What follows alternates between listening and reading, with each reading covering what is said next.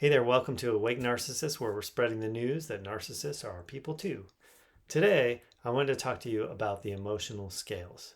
So imagine discovering that everyone else has been measuring temperature in Fahrenheit and you've been measuring it in Celsius all this time. So when they say 75 degrees, that means something completely different to you than it does to everybody else. This is a lot like the difference in the emotional scales between normal people and narcissists. For years, I thought I was broken because I didn't experience emotions with the same intensity as other people. It turns out I wasn't broken, I was just using a completely different measuring system. So while most people operate on an emotional scale of, let's say, like 1 to 100, I operate more on like a 1 to 10 scale.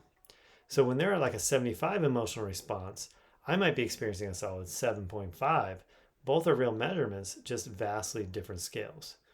And this understanding has explained so many confusing interactions in my life. So when someone would accuse me of not caring, I'd get defensive because I thought I was caring.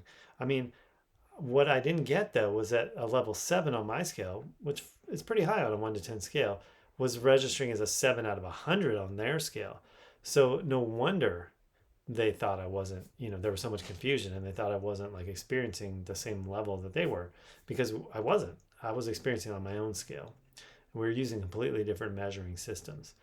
You can think of it like volume controls, where most people seem to have one of those big professional mixing boards with hundreds of settings and fine tuning knobs.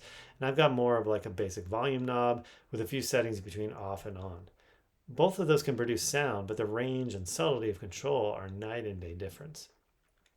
These different scales show up in countless daily interactions. When someone shares like exciting news with me, they might be operating at 85 on their scale. But for me, I try to maybe match their enthusiasm, but my scale only goes up to 10. So no wonder my excited might seem like mild interest to them. And it's not that I'm not happy for them. I'm literally operating at my maximum level.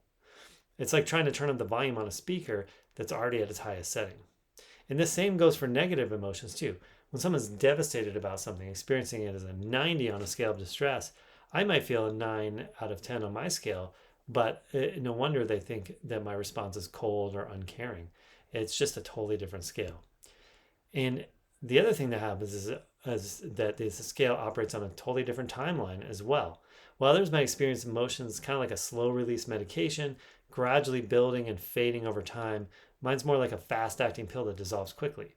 I might hit my maximum 10 response to something, but within hours or sometimes even minutes, I'm back to baseline.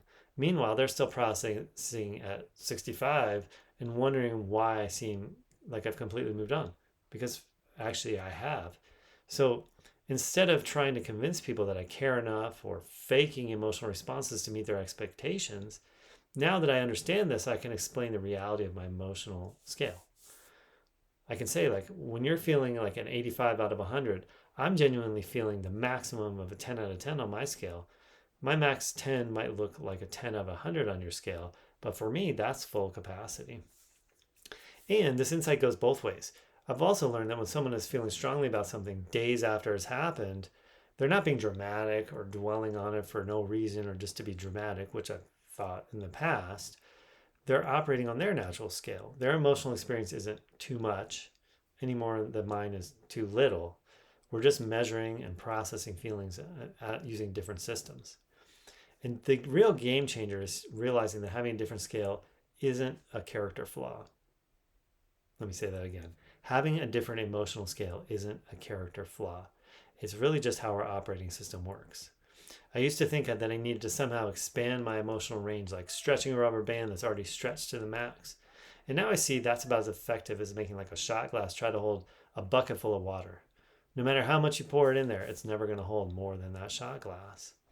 So instead of trying to force my system to register higher numbers, I can work with the range I actually have now. One of the most valuable takeaways of all of this has been seeing that the emotional scale differences don't just affect how we feel feelings, they affect how we remember them too. When someone brings up a past event that deeply affected them, they're often not just remembering what happened, they're actually re-experiencing those emotions at a high intensity on their scale. Meanwhile, I might barely remember the event because my emotional filing system efficiently archived it at a 3 and just moved on. This shift has helped me be more compassionate with myself, Those times when I seem to care too little or move on too quickly, that wasn't moral failure. It was just my natural scale in action. The goal isn't to somehow jam my shot glass full of a bucket full of water. It's to understand and work effectively with the capacity that I actually have. Hopefully that was useful. Subscribe, thumbs up, post any questions in the comments below. What are you struggling with in this area? What have you found that's really worked for you? Let's all interact and learn from each other because we're kind of on this journey together. All right, take care.